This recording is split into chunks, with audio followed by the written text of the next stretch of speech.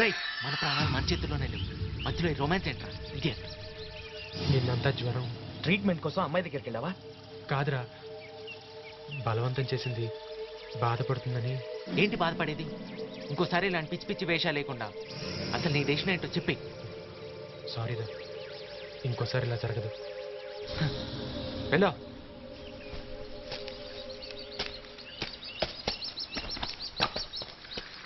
కమాన్ Vivek, sudden గా ఎక్కడికి వెళ్ళిపోయావు? మగాళ్ళ మ్యాటర్లే, నువ్వు పద. ఇదేంటో తెలుసా? Time piece. నో, ఇది ఒక secret camera. See this hole. ఇక్కడే ఆ కెమెరా లెన్స్ అమర్చుంది. అరగంట సేపు సౌండ్ ని విజువల్ ని రికార్డ్ చేసే కెపాసిటీ ఉన్న డిజిటల్ కెమెరా ఇది. గుడ్. అయితే ఇక సీట్స్ డెవలప్మెంట్ ఆఫీస్కేగా.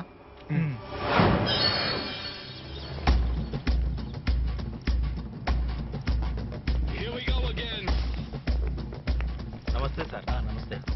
మనకు అలవాటైన మనిషే, అందుకే కళ్ళు మూసుకుని సంతకం చేశారు. ఎవరు మీరు? సార్ని కలవాలి. కలవటానికి వీలేదు, టైం అయిపోయింది.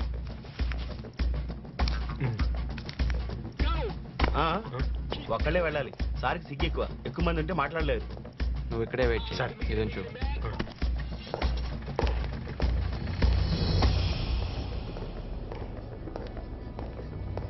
నమస్తే సార్. నమస్తే. నమస్తే. ఇదేంటి? మా ఫ్యాక్టరీ తరపున చిన్న గిఫ్ట్. ఇలాంటి గిఫ్టులు పెట్టడానికి ఒక ఫ్లాటే కొనాల్సి వచ్చింది. విషయానికి రండి. చెప్పా కదా సార్, మా ఏరియాలో చిన్న ఫ్యాక్టరీ పెట్టాం. మీరు ఒకసారి గోడౌన్కి వచ్చి సీట్స్ చెక్ చేసి సర్టిఫై చేస్తే. గోటితో పోయేదానికి గోడౌన్ దాకా వెళ్ళాలా? పోనీ వీటిని చూసి. జెన్యూనేనా? అది మీరు డిసైడ్ చేయాలి. జెన్యూన్ అయితే 5, కాకపోతే 10. పదా? ఇది నా రేటు కాదు. ఇంత ముందు ఈ సీట్లో కూర్చున్న ఆఫీసర్ ఫిక్స్ చేసింది. నేనేం పెంచలా. సరే సార్, ఇదిగోండి. ఇంకా ఆలస్యం ఎందుకు? సరికంతా మార్కెట్లకు తోసేయి. ఎంత తాగాలనుకుంటే అంత తాగండి. బిల్లు నేను పే చేస్తాను. అవును, వారానికి ఒకసారి వరంగల్ నుండి హైదరాబాద్కి ఎందుకు వెళ్తారు సార్? ఈ business people cultural programs arrange చేస్తారు. అమ్మాయిలు, ఆల్కహాలు. ఓ అవును సార్, నిన్నెవడో రైతు ఆత్మహత్య చేసుకున్నాడంట. నిజమా? ఓన్లే గవర్నమెంట్ వాళ్ళకి నష్టపరిహారం ఇస్తుంది. చూసారా, పరోక్షంగా వాడి కుటుంబానికి నేను 1,50,000 రూపాయలు ఇప్పించాను. ఎంత బ్రాడ్ మైండ్ సార్ మీది.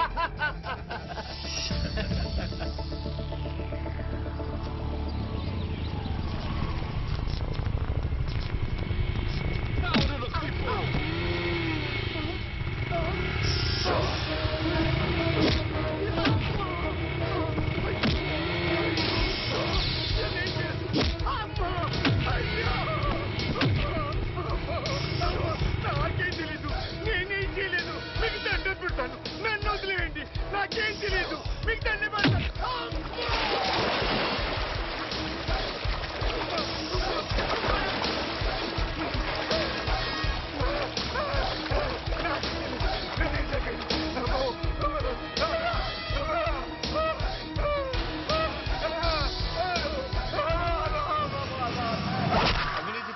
ప్రభుత్వ డాక్టర్పై దాడి చేసి చెయ్యి నరికేసిన ఫర్ ద పీపుల్ మళ్లీ వార్తల్లోకి వచ్చారు.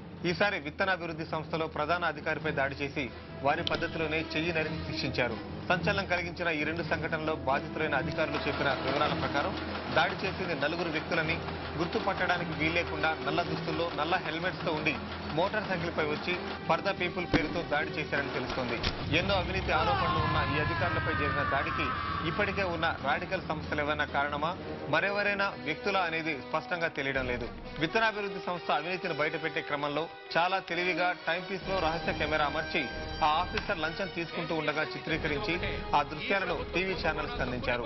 ఈ వార్తలు, దృశ్యాలు రాష్ట్రంలో సంచలనం సృష్టించాయి.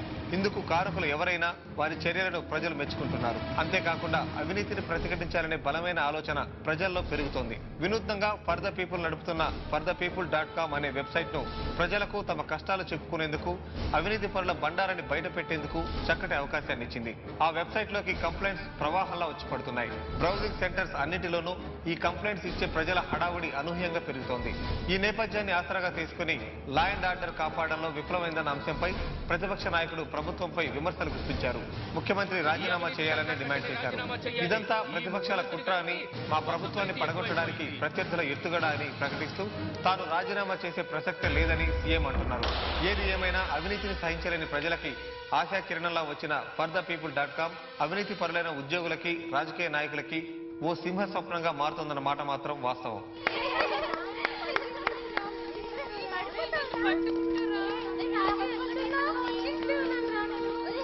Hi hi children. లత ఇదిగో రాజు. తీసుకోమ్మా. గౌతమ్ ఇదిగో ఇటు. లక్ష్మి ఇటు ఇటు. ఆ. సీత కిషోర్ రమేష్ అడమ్మా. ఆపరేషన్ కోసం తీసుకో. హాస్పిటల్ కి తీసుకెళ్లారు uncle.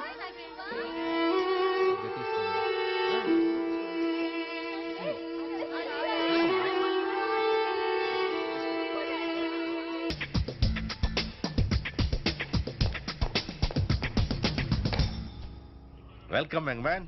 Officers, he is Mr. Sarath Chandra, ACP on special duty. Meet Mr. Rajsekhar, forensic expert. Hello sir. Hello. Ishwar, ACP. Ravi, ACP. Hello. Arvind Reddy, Inspector. Sir. వీళ్ళే మీ టీం.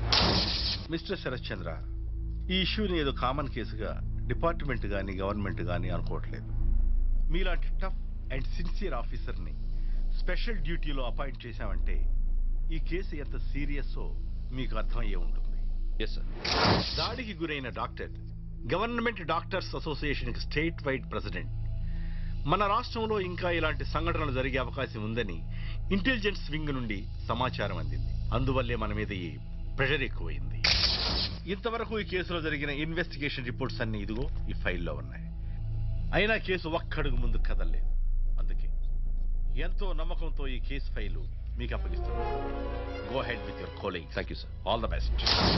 Any more clarifications? ఎలాంటి political pressures రానివ్వకండి sir, please. Okay okay, అదంతా నాకు వదిలే. నువ్వు అనుకున్నది చేయి. సార్.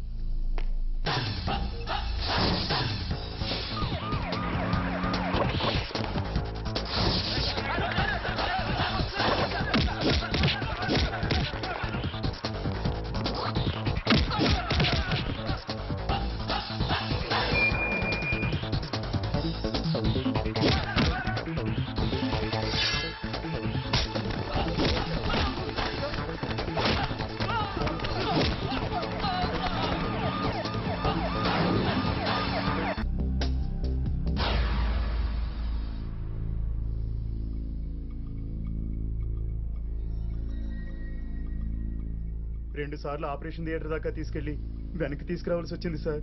డబ్బు మొత్తం తీసుకురామని డాక్టర్ ఎన్నిసార్లు చెప్పారు? ఆయన మీరు చూసుకోండి, మధ్యలో నా ప్రాణం చేస్తారు. ఇక్కడ పేమెంట్సే గానీ సెంటిమెంట్స్ పనికిరావు. ఏ పేషెంట్ని తెచ్చి ముందు నిలబడితే చెల్లించిపోతాను అనుకున్నావా? నాకు బతకాలని లేదు డాక్టర్ గారు, కానీ నాకు వీడికంటే పెద్దవాళ్ళు ఇద్దరు ఆడపిల్లలు ఉన్నారు. వాళ్లకు దారి చూపించాలంటే ఇంకో 2 ఏళ్ళైనా కష్టపడాలి. దయచేసి ఈ డబ్బు తీసుకుని ఆపరేషన్ చెయ్యండి. నా ప్రాణాలు నిలబెట్టండి డాక్టర్ గారు. అదెంత? సగం డబ్బే దొరికింది సార్. ఏ వెటకారంగా ఉందా? ఇది బ్రెయిన్ ఆపరేషన్ అయ్యా, బ్రెయిన్ ఆపరేషన్.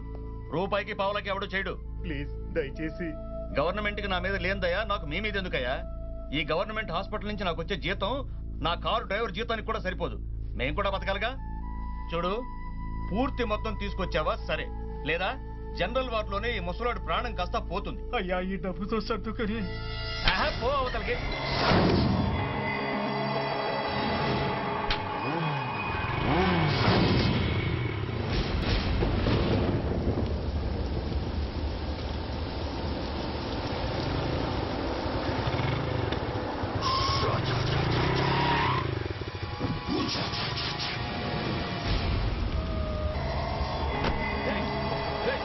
ఎవరు మీరు?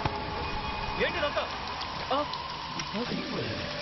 వదలండి, మీకే చెప్పండి, వదలంటాను. ఏం చేస్తారు? నన్ను చేయొద్దు.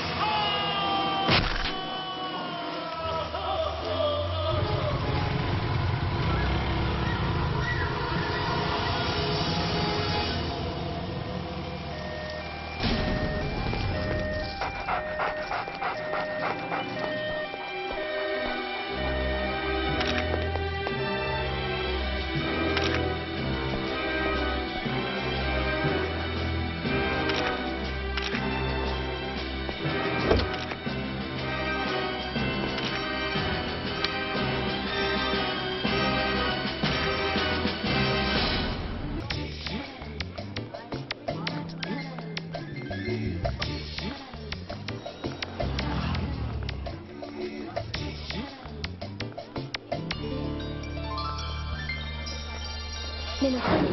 Bye bye.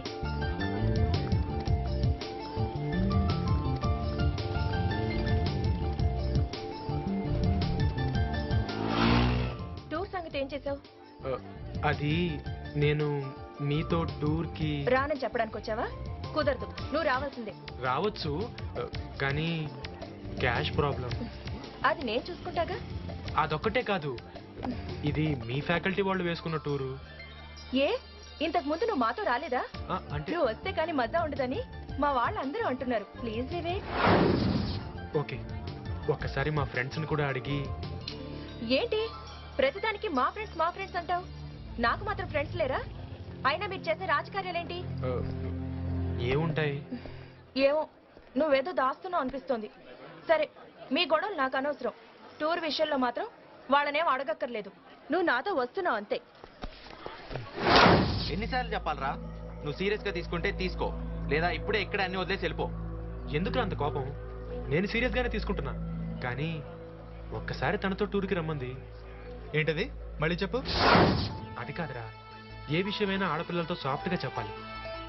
చెప్పడానికి ఛాన్స్ దొరకాలి. చూడు, మనలో ఒక్కడు తప్పు చేసిన అందరం బలైపోతాం.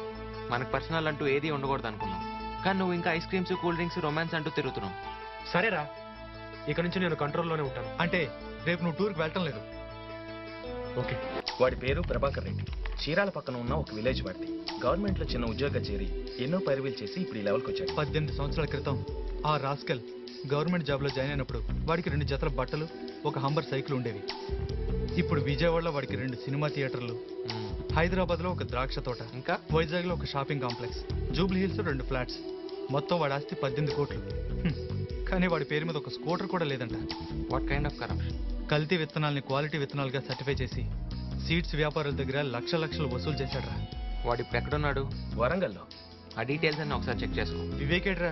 జ్వరం వచ్చిందంట. అది రొమాంటిక్ జ్వరం ఉంటుంది.